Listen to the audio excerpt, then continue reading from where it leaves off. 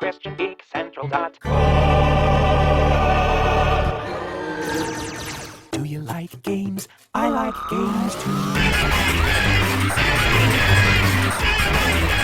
I like games too. For the purposes of this content, best shall be defined as most preferred by Pater Franson when compared to a limited sample of alternatives. Hey, I'm Pater Franson from christiangeekcentral.com and Spirit Blade Productions. It's that time of year again. I'm here to present my top picks for the best games of 2019. I'm also going to share my legacy game first, then get into the top 10 and close things off with the most thought-provoking game for me of 2019. So here we go. Let's get into it. My legacy game is the game I most enjoyed playing in 2019 that did not release in 2019. Several games from my library came back into my life this year that I really enjoyed. After Bloodstained Ritual of the Night, I became hungry for more and went back to play Castlevania Circle of the Moon again.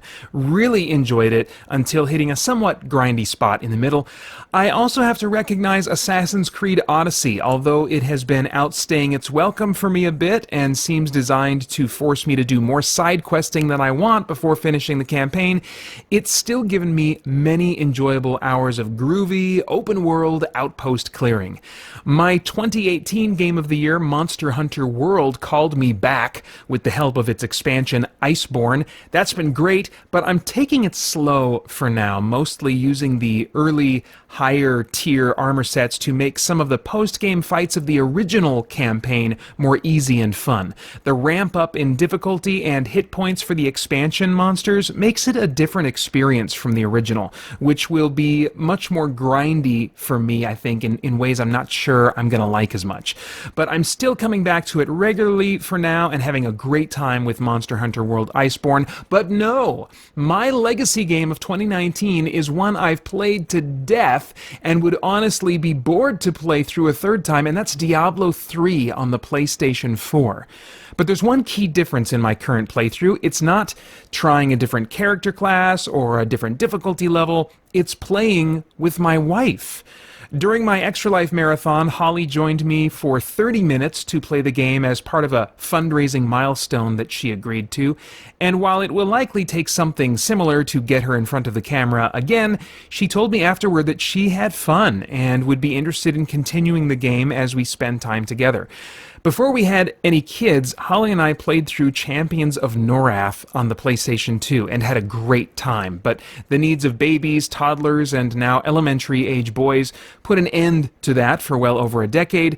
But now we have just enough free time again that playing through a video game together feels like a good use of our time and has already started helping us connect in some fun ways that we had forgotten about. So, my legacy game for 2019, for, unconventional reasons compared to past years, is Diablo 3 on the PlayStation 4. Now, on to my top 10 best games of 2019.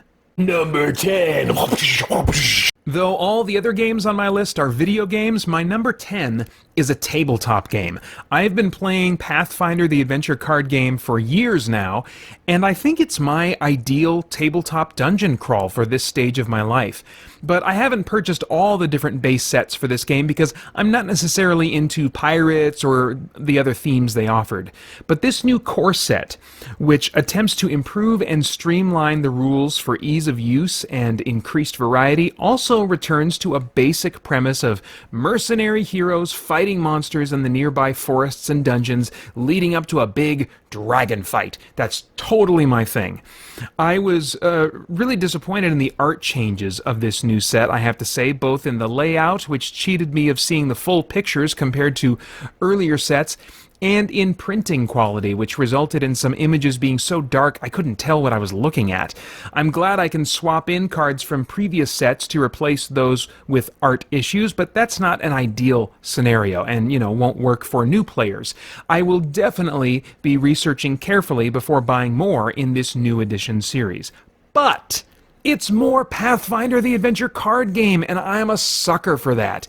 This one is still sitting on my shelf as I slowly make my way through an earlier base set I haven't finished yet, but I'm really glad that Pathfinder the Adventure card game core set is sitting there waiting for me.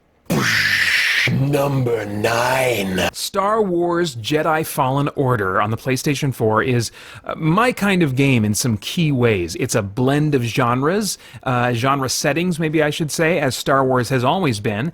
It has a nice, easy difficulty setting and the ability to level grind, so I can play with my digital action figure stress-free. And it has cool but thankfully brief cinematic moments that often seamlessly blend with the action that I'm controlling, giving it some punctuated epic adventure vibes that further help me live the fantasy of being a sci-fi hero. But although I enjoy the Star Wars world, it doesn't excite me more than most other sci-fi or fantasy worlds these days. And dropping puzzle dungeons into the mix just feels like an annoying interruption to what I came to the game for. A fun exchange between myself and a viewer sums up my feelings well. After watching my review, YouTube user Nico wrote, "I'm with you on just wanting to beat stuff up. Puzzles are fine if they are relatively easy, but get me back to the action. My goodness, ain't nobody got time for puzzles when I got a lightsaber and epic force powers." To which I replied while laughing, "Bingo! Remember that awesome part of The Empire Strikes Back when Luke and Darth Vader were rolling those big boulders around to unlock a new part of the Death Star? Yeah, me neither." That said, I can imagine a distant day involving a bargain bin and a puzzle dungeon video walkthrough where I pick up Jedi Fallen Order again, see it through to the end, and have a really good time. Number 8. Path of Exile hasn't cost me a dime to have in my library, and that's probably a good thing. Although I waited with great anticipation for it to come to the PlayStation 4, I discovered not long after it arrived that my love of Diablo-style games may be winding down. Of those out there right now, Path of Exile is certainly the most aesthetically my cup of tea. A dark and dreary world with weird and disgusting monsters is always going to catch my eye. And this one is also playing with some interesting themes in the design of its game world setting that make me want to finish the campaign. But now and then when combat becomes about hitting enemies and running away over and over, I start to lose interest. When that happens, I lose momentum. When that happens, I lose familiarity with how the skill tree and gem socket system work, which takes the fun out of looting and upgrading. I'd still definitely recommend this one to anyone who likes dark fantasy aesthetics and wants to enjoy a well-made, highly respected Diablo-style game for free with no strings attached. It will almost certainly be my go-to game of that type in 2020 as I get the itch now and then. That itch may be more rare than it used to be, but when it needs scratching, I will definitely think of Path of Exile on the PlayStation 4. Number 7. I love Greedfall for its interesting world, inspired by colonial aesthetics and Native American lore. And the drab, brown color palette is a welcome sight to someone like me who sighed when video games went all bright and neon a few years back. The combat system is also a blend of action and tactical pause, which I love in my RPGs. And both the voice acting and writing for the main story and side quests has been genuinely interesting to me, at least compared to that of almost every other RPG, which usually bore me into skipping lots of dialogue. I had really hoped it would give me the option to play a mage class with a wide variety of spells to use in combat, like those in Dragon Age Origins or Neverwinter Nights. Unfortunately, it did not, instead employing a balance mechanic that I find thematically boring, and featuring only a few different magic attacks that are largely variations on a theme. But after taking a few weeks off and coming back to it, setting those dashed hopes aside, I began to enjoy the combat more for what it did offer, adding traps to my spellcasting. It didn't suddenly make combat great, but it did make it more engaging for me. And a regular stream of loot, both found in exploration and gained after combat, gave me motivation to keep moving through the world and taking on quests. Now and then the quests do lean too much on story for me, becoming simply back and forth jogging to talk to people, often with little or no combat along the way. And when I hit a certain threshold, I have found myself quitting the game again for a week or so. But Greedfall still has my long-term interest, and every couple of weeks I put it back in again and mainline it for 2 or 3 nights. I've resolved to stick to only the main quest line and the bare minimum side quests to keep my companions happy. I think that will help me trim what feels like some of the fat and eventually finish the game having experienced the most enjoyable elements it has to offer me.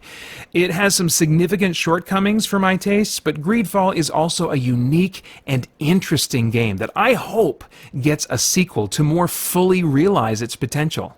Number 6. Ka-ding. Although it didn't happen until the back third of the game, I really enjoyed the original Dragon Quest Builders. And Dragon Quest Builders 2 became one of my most anticipated games of 2019. But when the sequel filled its opening hours with tons of tutorials and forced hand-holding, I was discouraged to not have the creative freedom I loved so much in the exploring, gathering, and building of the first game. I looked around online and sadly found that for many the game didn't open up until around 10 hours in, the point that I have only recently reached after lots of on and off playing to slog through the boring hours in short bursts. Normally, I would have no patience for that kind of thing. For me, if a game isn't enjoyable during the first 3 to 5 hours, I've already given it the chance I think it deserves, given the many other game options these days. But since I eventually enjoyed the first one so much, I've stuck it out with the sequel, and I'm happy to say that the game has finally started to open up and become the experience I wanted it to be at the beginning. And while I don't care to have an AI companion constantly following me around, I've gotten used to him, and the other added features that make the world more fun to explore and building more easy and fun to do are really welcome additions. I suspect the only reason this game isn't higher on my list is because I haven't built momentum with it yet.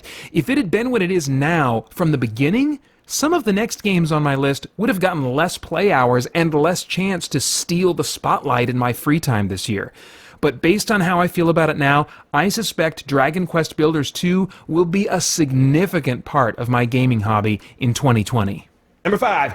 Boom, mother trucker! I've been a fan of the Far Cry games for a while now, mainly for the outpost missions common to most Ubisoft open-world games. But Ubisoft also creates worlds I love to move around in, with graphics and sound design that pull me into the atmosphere. Far Cry New Dawn certainly delivered on those elements as well. I'm sometimes let down by the constrictive story elements in the Far Cry games, which can burden me with frustrating time limits, stealth limits, or boundaries within which I must stay to complete the mission. And in most Far Cry games, there are entire sections of the world map that can't be accessed without completing certain of these annoying story missions. Far Cry 5 didn't limit map access much at all, but instead forced you to play story missions at random times outside of your choosing. But Far Cry New Dawn finally got it right for me. I have the ability to play in the open world, clear outposts over and over again, which change up their alarm layout to keep things fresh, and max out my skills, all without having to do the story missions apart from a few at the beginning. Now, it's true there are some skills you can't access until completing certain later story missions, but these skills aren't needed to feel totally overpowered if you really want to. I've nearly gotten all I want to out of this game, with only a box-checking collectathon left if I want to squeeze more out of it, and I've only progressed about 2/3 of the way through the story. So once I'm totally, insanely overpowered, then maybe I'll finish the story missions, and those crazy evil twin sisters will get punched across the planet. Thank you, Far Cry New Dawn. Number 4. The Bard's Tale 4 Director's Cut on PlayStation 4 scratches itches for me that are rarely scratched all at once. A serious D&D style visual aesthetic, turn-based combat that isn't overly tactical or bogged down by lengthy combat animations, a story that holds the experience together but otherwise doesn't force you to engage with it, a merciful lack of puzzles to solve, and I'll come back to that thought, and at the core of it all, old-school first-person dungeon crawling that's all about the loot and XP. Sure, there are lots of other dungeon crawls, even first-person dungeon crawls, but many of them miss the mark with me by adding silly anime aesthetics, the most common irritant for me in the genre, or other stuff that just gets in the way of my enjoyment. I should mention that to get the experience just right for my tastes, I play on the easiest difficulty, so the tactics can be light and my decision-making quick. I also make use of the Struggler's Lament song to skip every puzzle I come across, with only a rare few being required to solve. It's true that it lacks the combat spell variety I was hoping for, but I found a new flavor of turn-based fun in its focus on character positioning and action point allotment. It's so satisfying to me to cycle through my party members and figure out the fastest, most economical way to take out the enemy, given the abilities and action points available to me, especially when it involves cooperation between party members, like having my fighter dish out his best attack, and then use my wizard to levitate the enemy over in front of my barbarian so she can take her shot, followed by my rogue who uses archery to finish him off in the back row, which then gives the party an extra action point because of his special killing blow ability. And possibly the most unique aspect of the game that gives it a flavor unlike any other game I've played is the music. The unconventionally simple yet driving folk music during battles adds layers on the fly as the battle intensifies, yet refuses to become the overproduced orchestral scoring of most modern RPGs. While exploring the world, I'm also treated to beautiful and haunting Gaelic-inspired music, composed in varieties of instrumental music, a cappella ensemble, or a light combination of voice and instruments. Now, my degree is in vocal performance, so vocal music like this really strikes a chord with me, and I've found myself humming or singing along a number of times. This is not a big-budget game, and it shows in the fidelity of the visuals, though not in a way that takes away from the great D&D-inspired aesthetic. And the remaining bugginess still only rarely gets in the way of what has become a very special and unique game in my library. If any of that sounds good to you, I'd highly recommend trying out The Bard's Tale 4 Director's Cut on PlayStation 4. Number 3. Since the genre was born with Castlevania Symphony of the Night, I've been a big fan of what I call symphony-likes, of which Bloodstained Ritual of the Night is the most recent. Symphony-likes, as I call them, are not mere Metroidvanias that may actually be inspired by Metroid but not at all by Castlevania. No, Symphony-likes are games that took the Metroid level design philosophy and added experience and loot from killing enemies, making them an exploratory, side-scrolling action RPG. And while reviewers and commentators sometimes groan about the avalanche of Metroidvanias in recent years, we have gotten very few Symphony-likes outside of the Castlevania series itself.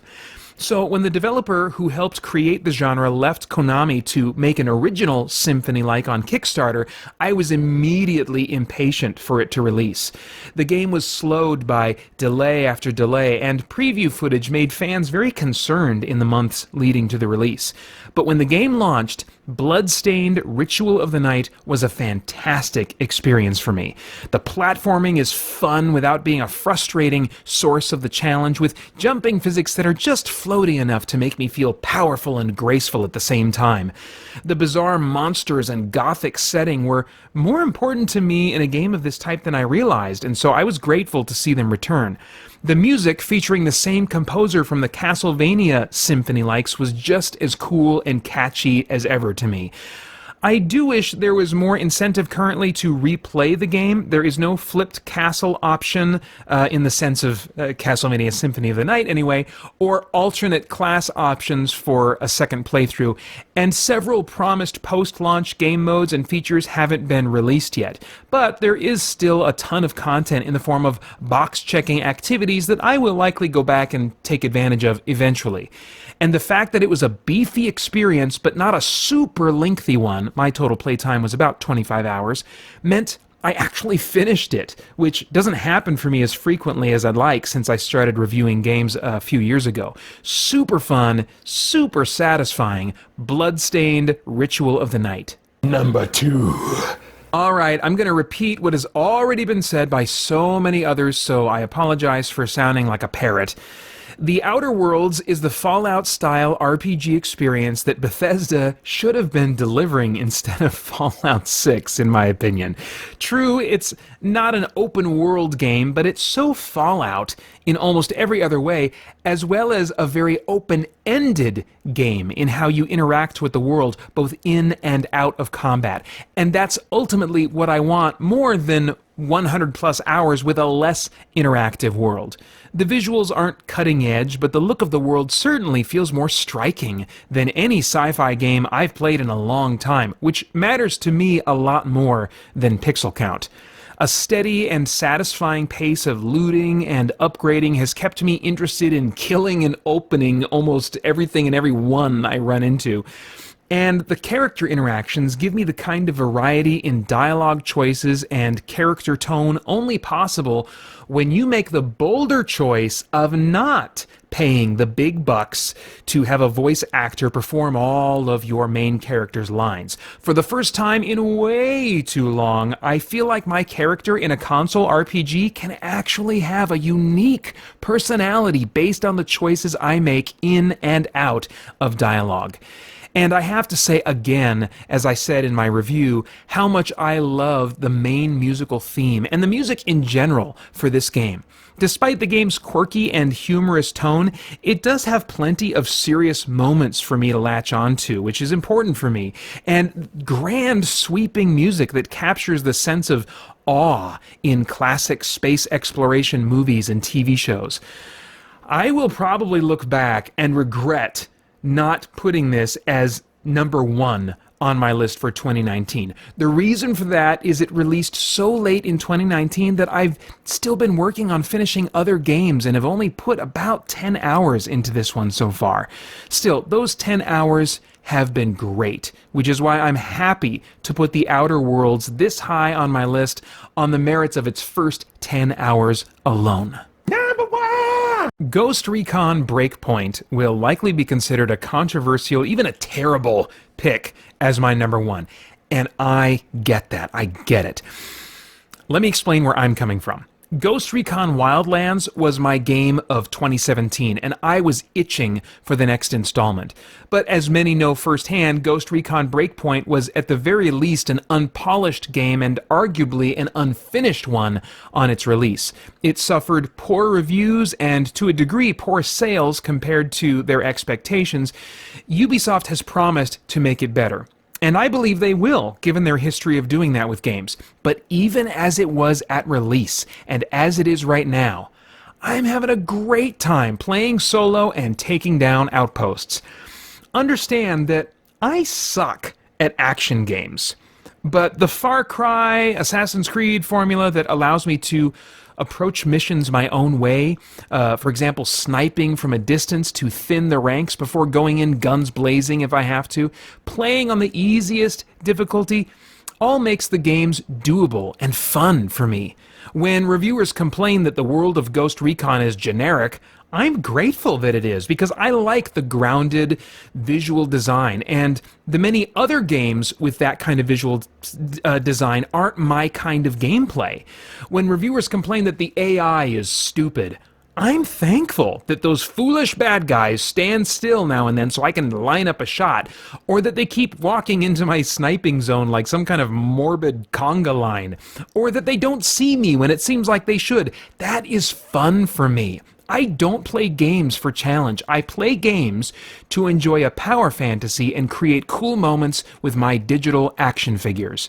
And Ubisoft has still made a sandbox I enjoy playing in, with nice attention to Foley effects so I can hear my boots crunching and my equipment jostling around. I hate being out in nature in real life, but love being in nature in Breakpoint, where I can hear the snow crunch while in the comfortable temperature of my office, and I can crawl through the grass without actually getting scuffed up and acquiring ticks.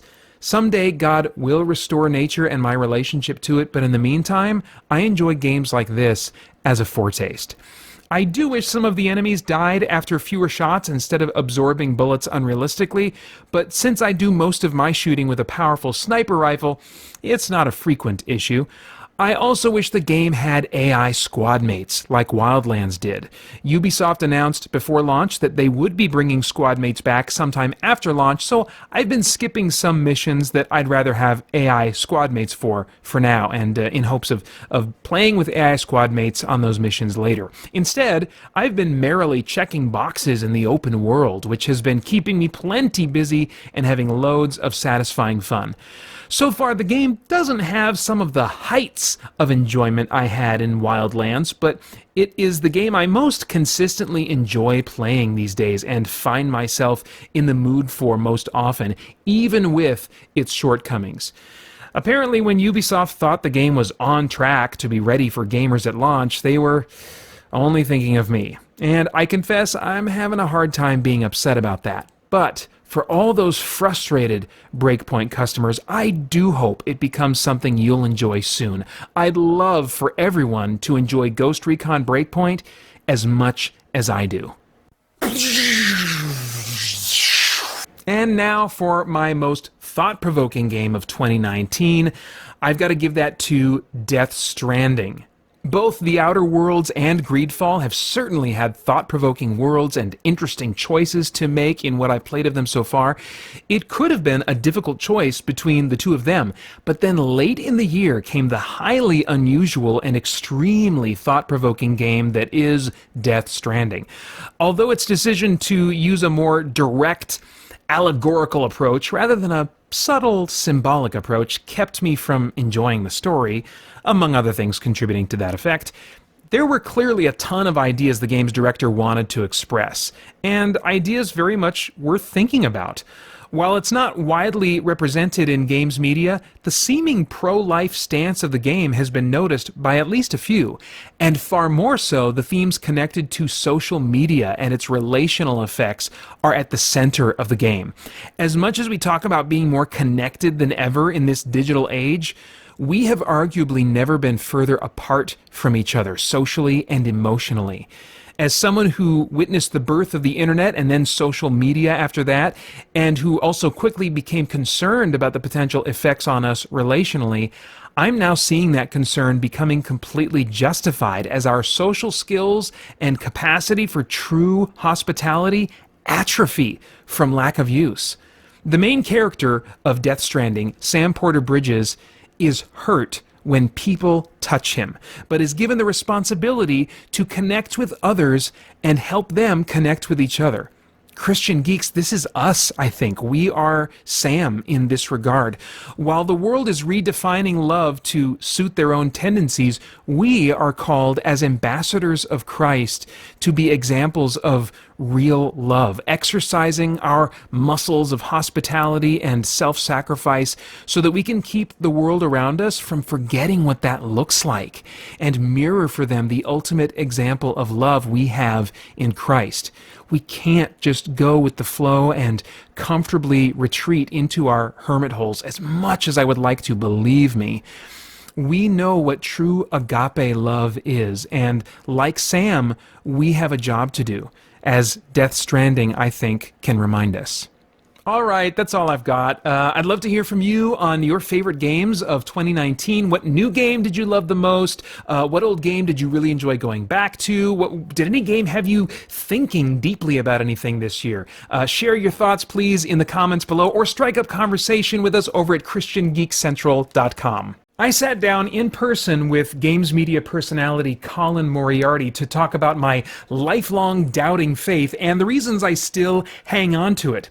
Despite being an atheist for many years, Colin said about the interview, "Out of all the Christian-themed episodes we've done so far, I must readily admit, this one personally made me think about and question my own beliefs the most." You can listen to that conversation right now by following the link below. I hope you enjoy it.